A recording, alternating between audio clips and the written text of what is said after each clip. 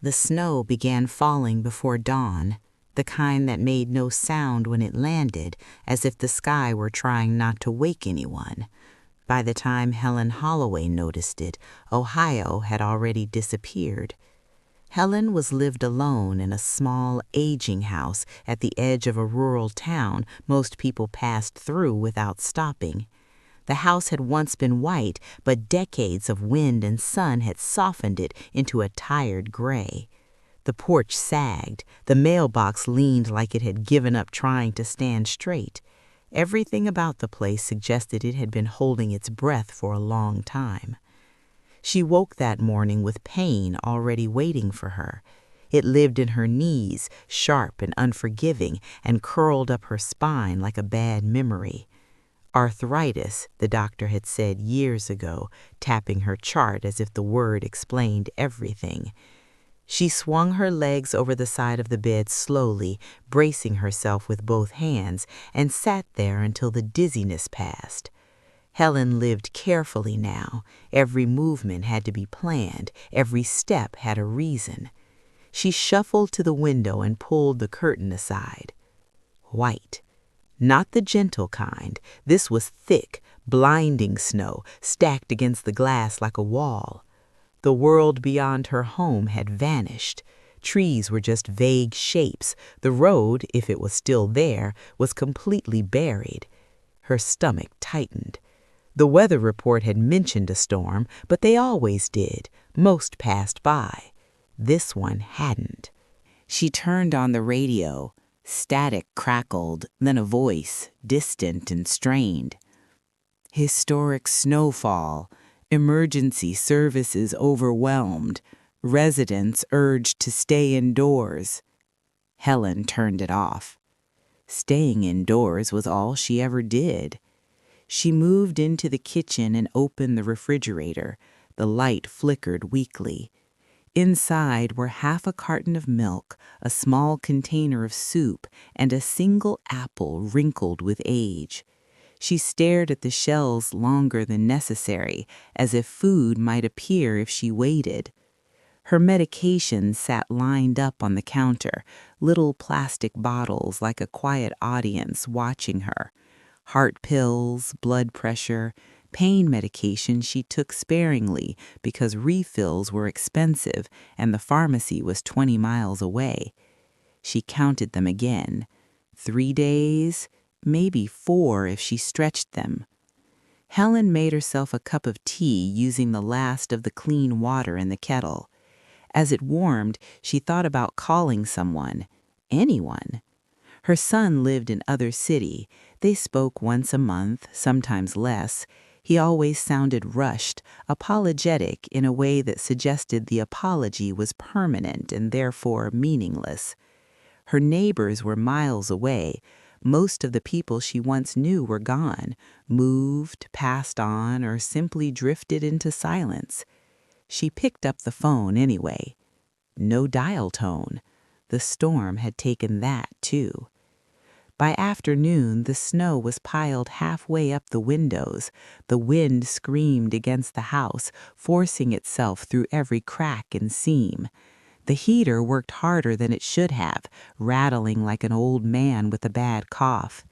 Helen wrapped herself in 2 sweaters and a blanket and sat in her armchair. She watched the clock tick. Time moved slowly in storms. Every minute felt like a test of endurance. She thought of her husband, who had been dead for 12 years, but winter always brought him back. He used to shovel the driveway before dawn, even when his back hurt. He'd come inside smelling of cold and sweat, grinning like he'd won something. "You can't let snow think it owns you," he'd say. Now the snow owned everything. As evening crept in, the power flickered. Helen's breath caught. She stood up too quickly, pain shooting through her legs, and reached for the wall as the lights dimmed, then went out. Silence.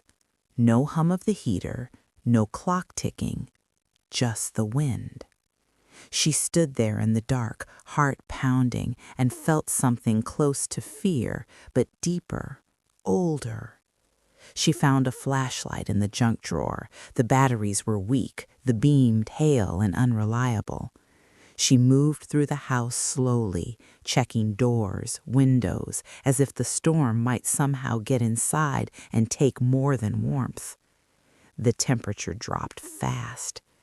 Helen layered every piece of clothing she owned. She piled blankets on the bed, then thought better of it and dragged them to the living room, closer to the fireplace that hadn't been used in years. She tried to light it.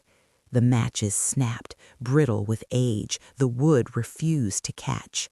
Her hands shook, not just from cold. She sat on the floor, wrapped in blankets, flashlight beside her like a small, brave companion. The apple became her dinner. She ate it slowly, each bite deliberate, saving nothing because there was nothing to save. The night stretched on. Pain settled into her joints like ice. Without the heater, the house felt hollow. Every creak sounded like something breaking. She whispered out loud just to hear a human voice. Please. She wasn't sure who she was asking. Sometime before dawn, she awoke to an unfamiliar quiet. The wind had stopped. The silence was thick and absolute. She tried to stand and couldn't. Her legs refused to obey, stiff and aching beyond reason. Panic fluttered in her chest. She pressed her palms into the floor and tried again, teeth clenched. Slowly, so slowly, it worked. She made it to the window. Daylight revealed a world entombed. Snow reached the roofline. The front door was invisible beneath it. She was buried. Her mouth went dry. Helen knew then that no one was coming. Plows wouldn't reach her road for days. Emergency services were overwhelmed. And even if someone had wanted to check on her, no one knew she needed it. She rationed everything. 1 pill instead of 2. Sips of melted snow she boiled on the gas stove, praying it would last. She slept in short, shivering bursts. By the 3rd day, her thoughts began to wander. She talked to Frank again, to her mother, to people who only existed now in memory. The house felt smaller, pressing in on her like the snow outside. Her body weakened.